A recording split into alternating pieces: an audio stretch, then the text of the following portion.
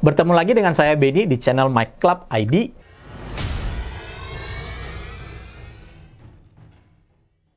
Konten kali ini tuh ringan-ringan susah ya, karena ini merupakan akumulasi dari berbagai pertanyaan yang kami lihat di sosial media, dan juga ada yang beberapa menanyakan di kolom komentar dari video kami sebelumnya. Kita akan fokus pada UPS lagi. Bagi yang belum pernah melihat konten kami tentang UPS, di kanan atas itu kami tampilkan linknya, kalian bisa menyimak di situ tentang UPS. Namun kali ini kita akan lebih santai lagi. Saya akan kembali ke basic lagi soal fungsi UPS. Fungsi UPS itu sebenarnya adalah memberikan daya listrik cadangan dalam kurun waktu terbatas sesuai dengan kebutuhan listrik yang dibutuhkan oleh komputer kita. Di sini UPS ini diartikan sebagai alat yang membantu agar PC kita itu tidak mengalami shutdown tiba-tiba atau mati tiba-tiba karena sumber listrik dari PLN itu tiba-tiba terputus dengan alasan apapun ya. Sehingga kita memiliki kesempatan untuk melakukan save dengan pekerjaan yang sedang kita lakukan, sekaligus juga itu akan melindungi power supply kita serta komponen-komponen lain yang ada di dalam PC karena lonjakan listrik yang tiba-tiba. Kategori UPS saya nggak perlu jelaskan, sekali lagi kalian tinggal lihat link yang ada di bagian atas tadi, di bagian kanan atas tadi, agar kalian lebih jelas mengenai konfigurasi dan jenis-jenis UPS. UPS yang kami pakai kali ini adalah dari FSP, modelnya FP800. Dia memiliki kapasitas 800 volt ampere. Kalau dikonversi ke watt, itu di angka 450 watt. Teman-teman harus ingat ada perbedaan besar antara VA dengan watt. VA itu adalah sebuah kapasitas daya yang menambahkan yang disebut dengan daya semu. Sedangkan watt itu adalah daya murni. Jadi kalau di dalam kelistrikan, kalau kita lihat listrik di rumah kita, itu kan istilahnya 450 VA, 900 VA, 1300 VA, dan seterusnya. Bukan dalam satuan watt. Tidak menjadi masalah karena itu adalah perhitungan yang kalkulasi tentang kelistrikan yang ada di Indonesia. Ada yang disebut dengan KOSPI ataupun kita biasa sebut dengan power factor. Power factor umumnya kelistrikan di Indonesia itu di 0,8. Begitu juga dengan UPS ini, mereka juga memiliki power factor. Sebelum saya lanjut, jenis UPS yang kami pakai ini adalah jenis line interaktif atau simulated sine wave. Itu istilah-istilah marketing sebenarnya. Dia memiliki fungsi untuk memberikan backup daya listrik cadangan sekaligus juga memberikan fitur automatic voltage regulator. Artinya apa? UPS ini mampu membantu meredam tegangan yang drop agar output baterai atau output listrik yang itu adalah dari baterai ya, itu memiliki kestabilan yang sesuai dengan kebutuhan listrik yang ada di Indonesia, yaitu 220 sampai 240 volt. Kita langsung akan membuktikan seperti apa fungsi dari UPS FP800 dari FSP ini. Pertama kita akan membuktikan fungsi dari UPS yang kita pakai ini sebagai alat untuk membantu menstabilkan tegangan. Di sini saya tidak perlu jelaskan detail spesifikasi yang kami pakai. Intinya ini pakai prosesor Ryzen 7 7800X 3D, kartu grafisnya Radeon RX 6700 XT DDR5, kemudian power supply yang kita pakai itu HP Pro 85 Plus 650 watt. Di sini tentunya kita pakai FSP UPS dengan kapasitas 850 VA. Penjelasan VA tadi saya sudah jelaskan di awal ya. Oke, kita juga menggunakan dua buah power meter. Supaya teman-teman jelas, power meter yang ini yang berdekatan dengan sistem adalah power meter yang mengukur kondisi watt, voltage, dan semuanya lah ya berhubungan dengan kelistrikan yang mengalir ke PC yang kami pakai sebagai bahan percobaan. Sedangkan power meter yang di dekat UPS itu adalah power meter yang menunjukkan kondisi kelistrikan input ke dalam UPS. Jadi arus AC dari PLN itu masuk ke dalam UPS, kemudian UPS kita sambungkan dengan terminal. Terminal ini adalah colokan untuk power supply dan juga monitor yang tampil di sini. Jadi konsumsi daya yang muncul di power meter yang berdekatan dengan PC adalah kondisi dari komputer atau PC plus monitor 24 inch yang kami pakai.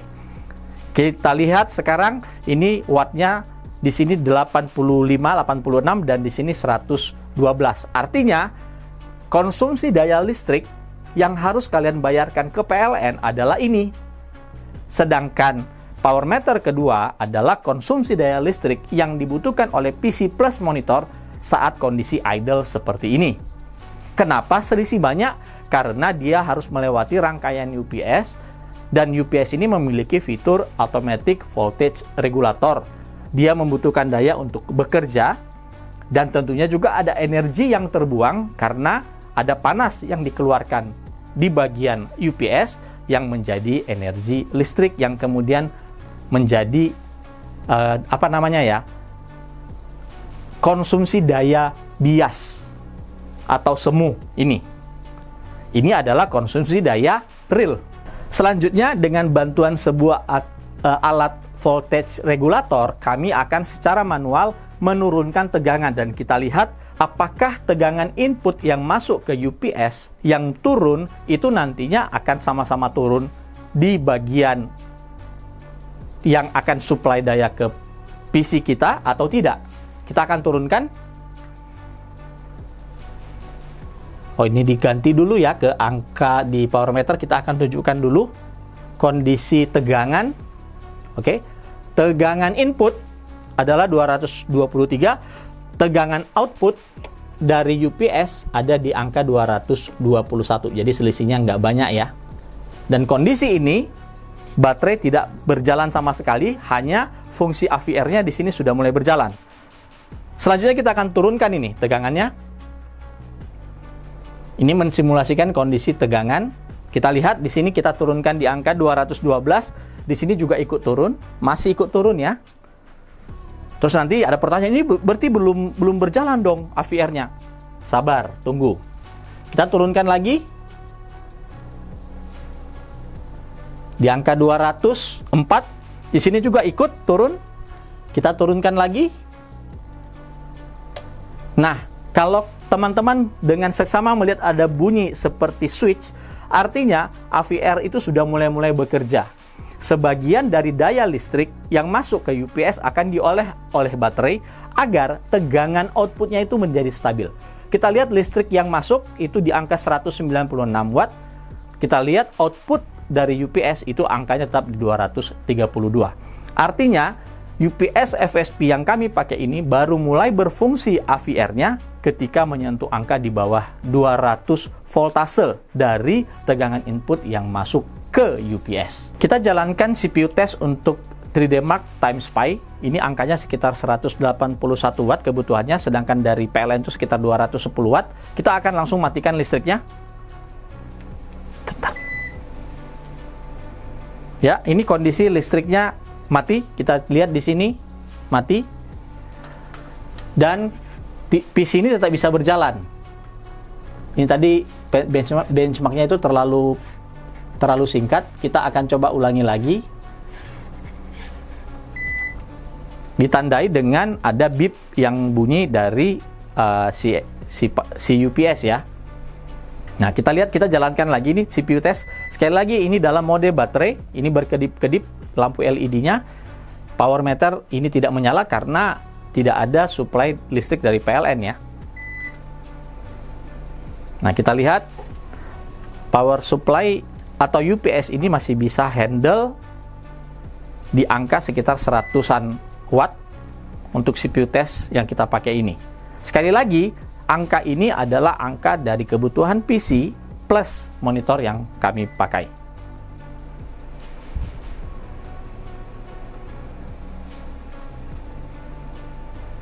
Kita hidupkan kembali, kita simulasikan listrik PLN kembali menyala.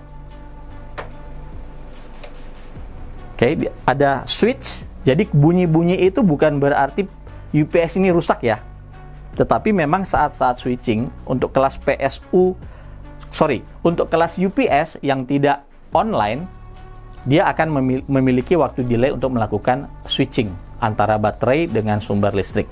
Sekarang ini berjalan sudah dalam kondisi listrik menyala kembali.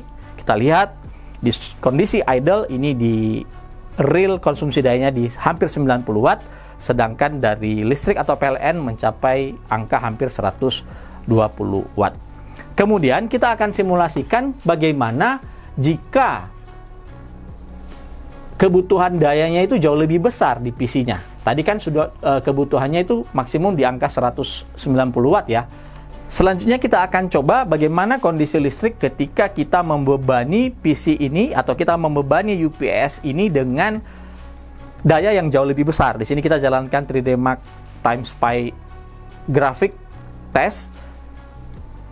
Kebutuhan dayanya di angka 332 watt dan dari listrik mengambil hampir 375 watt. Kemudian listrik kita simulasikan mati. UPS menyala terus-menerus dan semua sistem shutdown. Artinya apa? UPS ini sudah tidak bisa memberikan beban setinggi itu dengan sistem yang kita pakai. Kita akan kembalikan listrik kembali hidup lagi.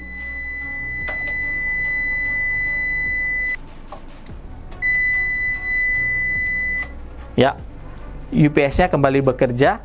Jadi, kita harus menyesuaikan kebutuhan UPS kapasitasnya dengan spesifikasi sistem yang kita pakai. Khususnya saat kita membutuhkan kepastian daya listrik untuk PC kita saat kita melakukan satu pekerjaan yang membutuhkan daya yang tinggi, misalnya sedang melakukan rendering atau gaming yang berat seperti tadi. Sebuah UPS sekali lagi adalah fungsinya untuk memberikan waktu yang terbatas bagi kita agar kita bisa menyimpan data sekaligus juga melindungi komponen-komponen PC kita, terutama power supply atau PSU di sini dalam hal ini. Kita sudah melakukan pengujian, ternyata ya UPS ini benar-benar bisa berfungsi sebagai automatic voltage regulator. Jadi tolong teman-teman yang masih bertanya, saya sudah beli UPS yang lain interaktif, apakah saya butuh stabilizer? Jawabannya tidak perlu, karena di dalam ini sudah ada yang namanya automatic voltage regulator. Tetapi pastikan lagi apakah benar UPS yang teman-teman beli itu memang jenisnya line interaktif atau simulated sine wave. Karena terus terang saja banyak UPS yang tidak menyertakan topologi atau spesifikasi detail tentang produk UPS yang mereka jual atau yang mereka tawarkan di market. Jadi dalam hal ini kami lebih cenderung menyarankan teman-teman untuk membeli UPS yang memiliki spesifikasi lengkap, memiliki website ya tentunya, dan memiliki garansi yang jelas soal baterai dan garansi secara kelistrikan dari si UPS itu sendiri. Selanjutnya, UPS itu memiliki keterbatasan. Tolong digarisbawahi, UPS ini bukan genset. Jadi jangan expect too much dengan sistem yang membutuhkan daya yang tinggi. Seperti tadi sudah kita tunjukkan di video. Ketika menginjak angka 300-an watt, UPS ini berhenti untuk berfungsi. Artinya, teman-teman itu membutuhkan UPS yang memiliki kapasitas yang jauh lebih tinggi. Ingat ya, kapasitas, bukan waktu penyimpanan. Kalau waktu penyimpanan itu hubungannya dengan baterai. Berapa ampere baterainya? Itu yang membuat UPS itu bisa bertahan 1 menit, 2 menit, 10 menit, ya. Tapi kalau kita ngomong kapasitas, itu adalah berapa banyak daya yang bisa diterima oleh si UPS ini dengan kemampuan baterai yang dia miliki. Di sini yang paling sering misleading. Kalau saya sudah beli UPS, artinya semuanya bisa berjalan dengan normal seperti apa yang saya mau. Teman-teman harus melihat berapa konsumsi daya. Karena saat mati listrik itu kan kita tidak tahu kondisinya seperti apa. Bisa jadi sedang seperti main game yang membutuhkan daya yang lebih tinggi, atau sedang melakukan rendering yang melibatkan kartu grafis yang high-end misalnya. Ya dengan UPS yang kecil otomatis itu tidak akan bisa berfungsi dengan baik. Dia akan langsung mati. Karena dia menerima beban yang jauh lebih besar daripada spesifikasi yang bisa dia terima. Sekali lagi solusinya dengan kejadian seperti itu adalah dengan membeli UPS yang memiliki kapasitas yang jauh lebih besar. Berikutnya tuh masih ada yang bertanya, UPS saya ini kok bersuara ya? Seperti cetak-cetek atau ada seperti suara jangkrik yang keluar dari UPS. Kalau jenis UPS yang teman-teman pakai itu adalah line interaktif atau simulate sine wave seperti yang saya pakai, itu normal. Artinya apa? Baterai itu sedang bekerja. Kenapa dia bekerja? Karena tegangan di rumah teman-teman itu sedang turun. Seperti kita tunjukkan tadi, dia akan switching sebagian ke baterai untuk membantu output agar tegangan yang keluar dari UPS ini sesuai dengan apa yang dibutuhkan oleh PC atau power supply yang kita pakai. Ya, ini pentingnya. Normal ya, bukan berarti UPS teman-teman itu mengalami kerusakan. Kalau dia berbunyi, semakin tegangan itu turun, semakin banyak resource baterai akan digunakan untuk membantu menstabilkan tegangan output dari UPS. Itu saja yang bisa kami sampaikan secara singkat. Semoga berguna, dan jika ada materi lain yang berhubungan dengan UPS, tolong ya, yang tanya mau review power supply A, B, C, kami tidak bisa memenuhinya karena kami tidak bisa memuaskan semuanya. Kami akan mengambil topik-topik yang sedang in dan banyak dibicarakan dan mungkin banyak misleading ya di market saat ini, dan kami mencoba meluruskan dengan memberikan data dan pembuktian melalui video. Itu saja yang bisa kami share dengan teman-teman di konten My Club kali ini. Jika ada pertanyaan, ada kolom komentar, silakan bertanya di sana. Sampai bertemu di konten kami berikutnya.